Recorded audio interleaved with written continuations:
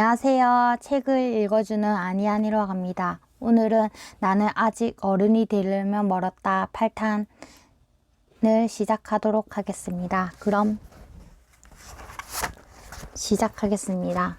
제목 2년 아끼던 시계를 고속도로 휴게소에서 잃어버렸다. 찾을 수 없을 거라 생각했다. 그 시계를 찾으려 휴게소까지 다시 갈 수도 없는 노릇이고 다시 간다 해도 휴게소 유동 인구가 얼만데 벌써 누군가 주워갔겠지 싶었다. 근데 찾았다. 너 혹시 시계 잃어버렸냐? 친구에게서 걸려온 전화.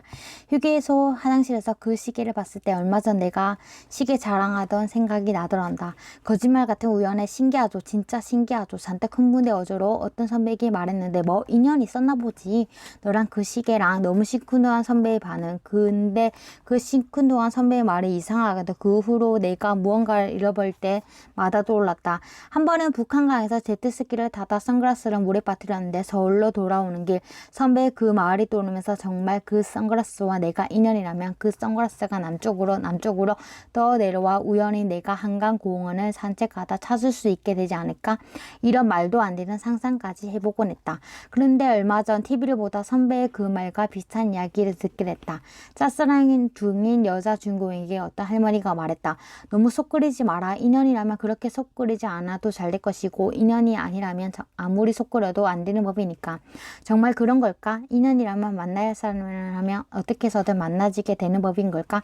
그렇게 생각했던 사람이 있었다. 계속되는 우연, 자연스러운 만남, 모든 사랑이 그 사람과 내가 사랑할 수밖에 없게 흘러갔다. 운명 같았고 정말 내 인연 같았던 사람. 하지만 지금 그 사람은 내 곁에 없다. 그렇다면 그 사람과 나는 인연이었던 가 아니었던 걸까? 어떻게 해서든 만나지게 되는 것이 인연이라는데 그 인연이라는 것에도 끝은 존재하는 걸까? 거기까지 생각하고 나니 좀 슬퍼지고 말았다. 결국 그렇게 돼버릴 것을, 결국 그렇게 끊어버릴 것을. 그 사람은 운명이라 착각했던 인연이란 녀석이 미워지면서. 제목 후회. 혹시 너희도 그런 적 있어? 잘 자고 일어났는데 갑자기 몇 년 전 내가 했던 행동이 생각나 막 부끄러질 때 뜬금없는 친구의 질문. 자신에게 종종 그런 일이 있다고 했다. 상대는 이미 그 일을 까맣게 지도 모르는데 내가 왜 그때 그런 말 했을까? 내가 왜 그런 행동을 했을까? 상대는 나의 그랬던 모습을 어떻게 기억하고 있을까? 갑자기 너무 부끄럽고 두려워서 가끔은 상대를 찾아가 정말 그럴 수만 있다면 나에 대한 그 기억을 싹 지워버리고 오고 싶다는 거였다. 글쎄 나도 그럴 때가 있나? 잠시 내 기억을 되짚어보고 있었을 때 다른 친구가 먼저 입을 열었다. 난 오히려 반대인 것 같은데 오히려 그때 왜 안 했을까? 왜 참았을까? 일단 저질러볼걸. 그런 생각을 더 많이 하는 것 같은데 그때 내가 그 사람의 손을 잡았더라면 그때 내가 그 사람에게 소리도 치고 화나도 냈더라면 오히려 이런 생각을 더 많이 한다는 다른 친구의 이야기. 두 친구의 이야기가 잦아들 때쯤 나를 향한 시선이 느껴졌다. 넌 어때? 라고 묻는 그들의 시선. 글쎄 나는 어떤 스타일의 사람일까? 일단 저질러보고 후회한 스타일? 아니면 너무 참아서 후회한 스타일? 잘 모르겠다. 근데 이런 의구심은 들었다. 일단 저질러버리고 내가 왜 그랬을까 하는 후회야. 너무 참은 다음 내가 왜 못했을까 하는 후회 중 무엇이 더 큰 후회고 무엇이 더 큰 참견과 두려움을 남길까. 그 또한 잘 모르겠다. 다만 이런 생각은 든다. 저질러도 후회, 참아도 후회, 후회하지 않는 삶이란 이토록 어렵구나 하는 생각. 제목 칫솔질. 무슨 일인지 틈만 나면 칫솔질을 했던 여자. 마당 가운데 수도가에서 신착을 많이 묻혀 아주 오랫동안 칫솔질을 했던 여자. 어떤 소설 속에 등장한 여자다. 이 소설의 주인공은 여자가 왜 그렇게 틈만 나면 칫솔질을 해야 되는데 처음엔 알지 못한다. 아주 나중에 알게 된다. 여자는 칫솔질을 하며 울고 있었다는 걸. 누구에게도 들키고 싶지 않아. 아니 누구에게도 들켜서 안 됐기에 흰 치약을 많이 묻혀 아주 오랫동안 칫솔질을 하며 울고 있었다는 걸. 꽤 오래전에 봤던 그 소설이 불렸는데 오늘 아침 다시 생각났다. 지난밤 술을 너무 많이 마셨나 보다. 점심때가 돼서 일어난 내가 방문을 열고 나왔을 때 거실에 앉아 TV를 보고 있는 아버지와 동생의 모습이, 부엌에서 식사를 준비하고 있는 어머니의 모습이 눈에 들어왔다. 냄새만으로 알 수 있다. 어머니는 지금 북엇국을 끓이고 계신다. 못난 자식을 위해 북엇국을 끓이고 계신 어머니 느낌만으로 알 수 있다. 아버지와 동생은 애써 나를 신경 쓰지 않은 채 TV를 보며 웃고 있다. 나에 대한 어떤 관심이나 질문도 결국은 상처가 될 거라는 걸 알고 있는 거다. 또 한 번의 실패, 또 한 번의 아픔, 그것이 지난밤 나를 술에 취하게 한 건 사실이지만 울게 하지 않았다. 일어나니 어서 씻고 밥 먹어라. 북어국 끓여놨다. 어머니 말에 무뚝뚝하게 고개만 까딱하고 화장실에 들어온다. 칫솔에 치약을 짜려는 순간 꽤 오래전에 봤던 소설서 여자의 모습이 떠올랐다. 누구에게도 들키고 싶지 않아. 아니 누구에게도 들켜서 안 됐기에 칫솔질을 하며 울던 여자. 오늘은 나에게도 칫솔에 하얀 치약을 많이 묻혀 오랫동안 칫솔질을 하고 싶은 날이다. 그렇게 한참을 서서 나는 오랫동안 이를 닦았다. 제목, 웬만해선 화가 나지 않는다. 나는 이제 어른이 되어가고 있나 보다 느껴지는 순간이 있다. 예전 같으면 불같이 화가 날 일에도 마음이 고요할 때, 예전 같으면 무척이나 아파했을 만한 일에도 마음이 고요할 때, 예전 같으면 도저히 이해할 수 없었을 타인의 말이나 행동 앞에서도 짜증이 나지 않을 때, 한때는 드라마 속 악역들에게조차 팔을 냈던 나. 주인공은 괴롭히고 못살게 구는 악역들이 너무 싫어서 그 역을 맡은 배우에게 아무 잘못이 없다는 것을 알면서도 원래 그런 면이 있을 거야. 그렇지 않고선 저렇게 연기가 자연스러울 수 없어. 괜히 이런 식으로 합리화까지 해가며 그 배우에게도 곱지 않은 시선을 던지고 했던 나. 하지만 요즘에 나는 전혀 그렇지 않다. 요즘에 나는 웬만해서 화가 나지 않는다. 너도 한때는 감정의 기복이 꽤나 커서 나뿐 아니라 내 주변 사람들에게 조금만 안 좋은 일이 생겨도 화가 나도 답답해서 어쩔 줄 몰라 했던 것 같은데, 나도 한때는 사소한 불에도 팔을 떨며 어떻게 해서든 그 상황을 고쳐보려 했었던 것 같은데, 요즘에 나는 전혀 그렇지 않다. 어쩌면 그런 변화는 화를 내봤자 짜증을 내봤자 답답해봤자 아무 소용없는 일도 세상에 많다는 걸 알아가면서부터인지도 모른다. 내 힘으로 도저히 해결할 수 없는 일들, 그 일들 앞에서 답답해하고 화를 내다 좌절하는 일도 늘어나면서 어느 순간에 이르러서는 어차피 안 되는 일 괜히 힘 빼지 말자. 오히려 사소한 일에도 팔을 떠는 사람들을 보며 미숙한 사람으로 느껴질 때까 어쩌면 나는 웬만한 일에도 화가 나지 않을 것이 성숙해지는 과정, 어른이 되어가는 과정이라 생각했는지도 모른다. 그런데 얼마 전 이런 글을 읽었다. 정신분석의 최종 목표는 과도한 마음의 고통을 일상적인 고통 수준으로 바꾸는 것이다. 지나치게 초탈해지는 것은 또 다른 정신적인 문제일 수 있기 때문이다. 웬만한 일에는 화가 나지 않는 것, 웬만한 일에는 아프지 않는 것. 그것은 내가 성숙해져서가 아니라 고통과 불행에 지나치게 익숙해졌기 때문은 아닐까? 어쩌면 나는 어른이 되어가고 있는 것이 아니라 그저 포기가 빠른 인간이 되어가고 있는 건 아닐까? 내가 뭘 어떻게 할 수 있겠어. 어차피 말해봤자, 어차피 내가 파르르 안 해봤자 뭐 달라지겠어. 그냥 서로 빈정만 상하고 말겠지. 상황만 더 나빠질 거야. 에이 몰라, 귀찮아. 그만 고민하자. 그만 내가 포기해버리고 말자. 솔직히 이런 마음이 전혀 없었다면 거짓말 테니까. 그래서 가끔은 좀 두렵다. 좀처럼 화가 나지 않는다. 사소한 불효마저도 자꾸만 모른 척 다 이해하는 척 그렇게 넘겨버리는 내가, 혹 아주 큰 불의 앞에서도 끝없는 예심으로 혹은 끝없는 귀찮음으로 그 상황을 외면해버리지 않을까 싶어서. 제목, 나의 무연담. 만약 시간을 되돌릴 수 있다면 언젠가 술자리에서 이런 주제로 시간을 때운 적 있다. 첫사랑과 한참 연애 중일 때부터 고3 때로 돌아가면 절대 이과를 선택하지 않았을 거다. 학교도 안 가도 되고 돈도 안 벌어도 되는, 정말 먹고 자고 놀고 그것만 하면 되는 어린 시절로 돌아갔다는 다양한 대답이 속출하고 있는 가운데 한 친구가 아주 진지한 표정으로 이렇게 말했던 기억이 난다. 너희 정말 돌아가고 싶어? 그 끔찍한 학창시절과 고3? 그 치열하고 힘들었던 20대로 정말 돌아가고 싶은 거야? 싶어? 그 개고생을 처음부터 다시 정말 하고 싶단 말이야? 만약 행복하기만 했던 시절, 무려 없었던 것 같긴 하다. 어떤 나이고 어떤 상황이고 나름의 고민과 힘든 불평은 당연히 존재할 수밖에 없으니까 나는 가끔 그 시절들을 잘 견뎌낸 내가 기특하고 자랑스러워. 그래서 지금이 좋아. 지금도 물론 견뎌내야 할 문제들이 천지긴 하지만 친구는 답했다. 그리고 덧붙이기를, 물론 또 10년 후로 훌쩍 건너뛰기 바라냐면 그것도 싫고 그냥 지금이 딱 좋아. 어떤 영화의 괴로운 학창시절을 보내고 있는 15소년이 등장한다. 나는 가끔 20살까지 자면서 지나가기를 바라곤 해요. 이 지겨운 학창시절과 모든 것이 건너뛰길 바라죠. 그때 소년의 곁에 있던 어른은 어떤 유명한 작가의 이야기 들려준다. 그는 완전히 패배자였어. 한 번도 제대로 된 직업을 가져본 적 없고 아무도 읽지 않는 책을 쓰느라 20년을 보냈지. 하지만 그는 인생의 막바지에 이런 결론을 내려 자신 고통받는 날들이 자기 인생의 최고 날들이었다고. 지금의 자신을 만들 시간이었으니까. 그리고 덧붙이기를 내가 20살까지 잠만 잔다면 내가 놓칠 고난의 시간들을 생각해봐. 너에게 으뜸 가는 고난의 시간을 드릴 텐데 말이지. 나는 사실 과거 혹은 현재의 고난이 미래의 행복을 보자 한다고는 생각하지 않는다. 하지만 그 시간들이 내가 감내해야만 하는 반드시 거쳐야만 하는 시간들이라면 그것 또한 어쩔 수 없을 거라 생각은 한다. 일단 시간 여행은 어차피 공산 영화에서나 가능한 일인가. 그리고 확실한 거 하나는 그 고난의 시간들이 훗날 나의 무용담이 되어 술자리에 제법 맛있는 안주로 사용되긴 할 테니까. 제목 내가 할 수 있는 일조차 자꾸만 미루고 있는 건 아닐까? 어떤 드라마였던 것 같은데 별 쓸모도 없어 보이는 발명품들을 계속 만들어내는 주인공에게 누군가 묻는다. 도대체 그걸 왜 하는 건데? 주인공은 답한다. 그냥 내가 할 수 있으니까. 내가 할 수 있는 일.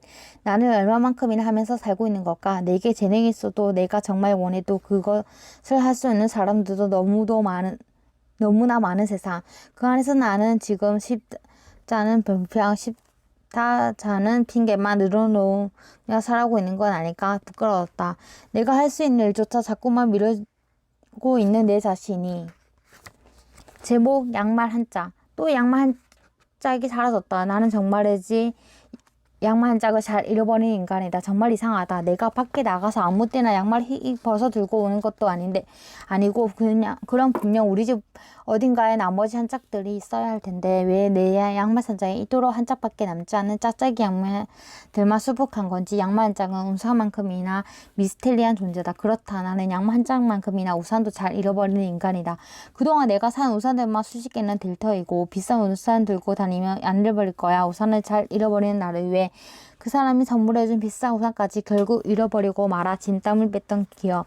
언젠가 또 하나의 추억을 잃어버리고 싸구려 우산이라도 하나 사려고 편의점에 들어갔는데 우산이 없었다. 다 팔렸다는 거였다. 그 옆 편의점도 마찬가지였다. 나만큼이나 우산을 잘 잃어버린 사람들이 꽤나 많은 건지 비 오는 날 편의점, 지하철역 등에서 우산을 사는 사람들은 언제나 너무나 많다. 근데 또 비 오는 날 집에서 나가려고 보면 쓸만한 우산이 없다. 그러고 보니 잃어버린 우산들의 도시라는 제목의 단편소설을 본 기억도 난다. 나만큼이나 우산을 잘 잃어버린 사람들이 정말 많은가 보다. 질량 보존의 법칙, 에너지 보존의 법칙, 아무튼 학창시절 배웠던 각종 보존의 법칙들을 떠올려보면 잃어버린 양말 한 짝들과 우산들이 이 세상에 완전히 사라져 버렸을 리는 없을 테고 분명 어딘가에 있긴 할 텐데 도대체 걔네들은 지금 다 어디 있는 걸까? 정말 잃어버린 한 짝들의 도시, 잃어버린 우산들의 도시가 어딘가에 존재한 건 아닐까? 짝이 맞는 양말을 찾기 위해 한참을 양말 상자 앞에 쭈그리고 앉아 뒤적뒤적. 그러다 지쳐 짜증이 나 멍하니 앉아 있는데 문득 이런 생각이 들었다. 그동안 내가 잃어버린 양말 한 짝들, 그동안 내가 잃어버린 우산들, 그리고 내가 잃어버린 사랑들은 도대체 지금 어디 있는 걸까 하는 생각.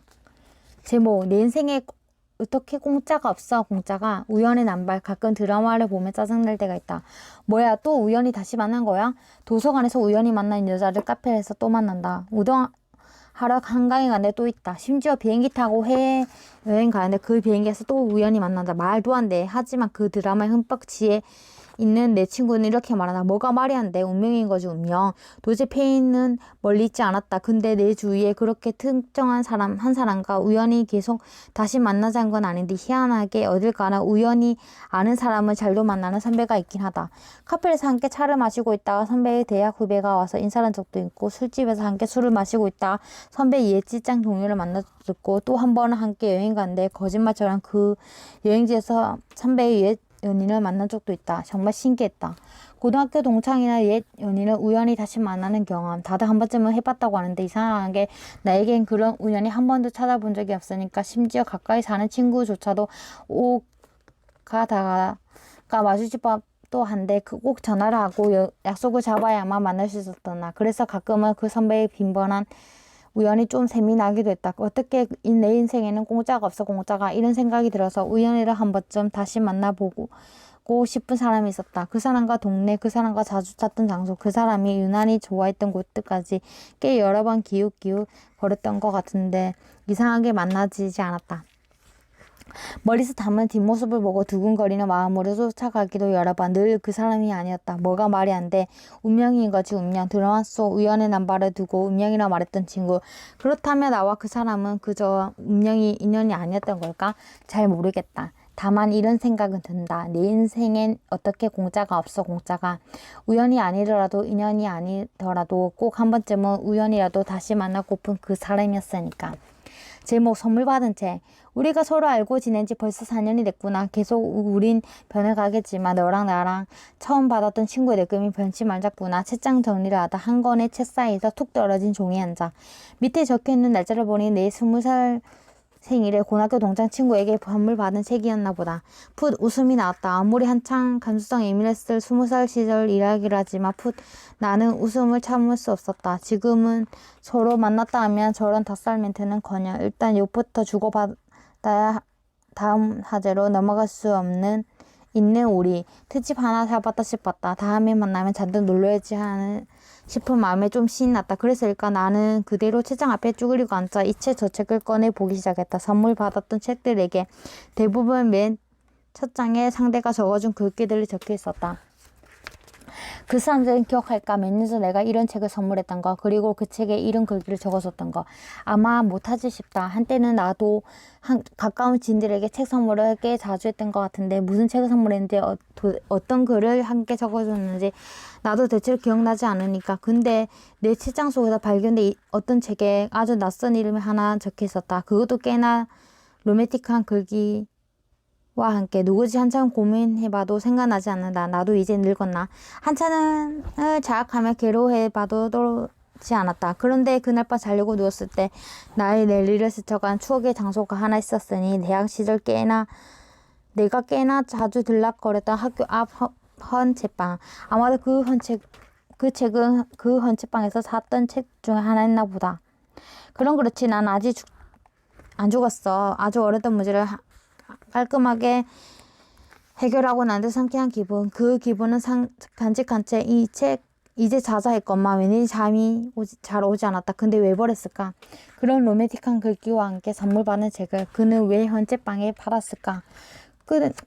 쓸데없이 이런 궁금증이 들어 뒤척뒤척. 그리고 이어지고 또 하나의 궁금증. 이제 나조차 기억나지 않는 내가 누군가에게 선물했을 텐데 내가 누군가에게 적어줬을 그 글들은 지금 어디에 있을까? 제목 20살 딱 그 나이에만 딱 한 번 그 사람에게 전화를 걸고 싶었을 때가 있었다. 분명 퍽퍽했던 하루였는데 중간에 갑자기 약속 하나가 취소되는 바람에 혼자 가까운 극장에 들어갔던 나. 말랑말랑한 사랑, 영화나 청춘 드라마를 굳이 찾아보는 스타일은 아닌데 시간이 맞는 영화가 딱 그거 하나라 보게 됐던 영화. 영화를 보는 내내 나도 모르게 엄마 미소를 짓고 있었던 기억이 난다. 너무 예뻤다. 20살 딱 그 나이에만 할 수 있는 사랑. 20살 딱 그 나이에만 꿈꿀 수 있는 꿈. 영화 속 주인공은 너무 예뻤던 거다. 그 장을 나오자마자 옆에 있던 음악 가게에서 들러와 그 영화의 OST를 샀다. 이어폰에서 흘러나오는 음악 내 머릿속에서 재생되는 그 영화 속 장면들. 그 장면들이 어느새 20살의 날로 오버랩되어 흘러갔다. 바로 그 순간 딱 한 번 그 사람에게 전화를 걸고 싶었던 순간. 하지만 전화를 걸지 않았다. 아마도 그 사람이 아니었을 거다. 그 순간 내 그림의 대상은 20살 딱 그 나이에만 할 수 있는 사랑. 20살 딱 그 나이에만 수 있는 꿈. 나는 그런 사랑을 하고 있었다. 나는 그런 꿈을 꾸고 있었다. 내 나이 20살 때 내가 그렸던 것은 그 사람이었던 거다. 그 사람을 사랑했던 나. 20살의 꿈을 꾸던 20살의 내 자신이었을 뿐. 오늘은 8탄은 여기까지 하고 여러분 9탄에서 다시 만나도록 할게요. 그러면 들어주셔서 감사하고 여러분 9탄에서 만나요.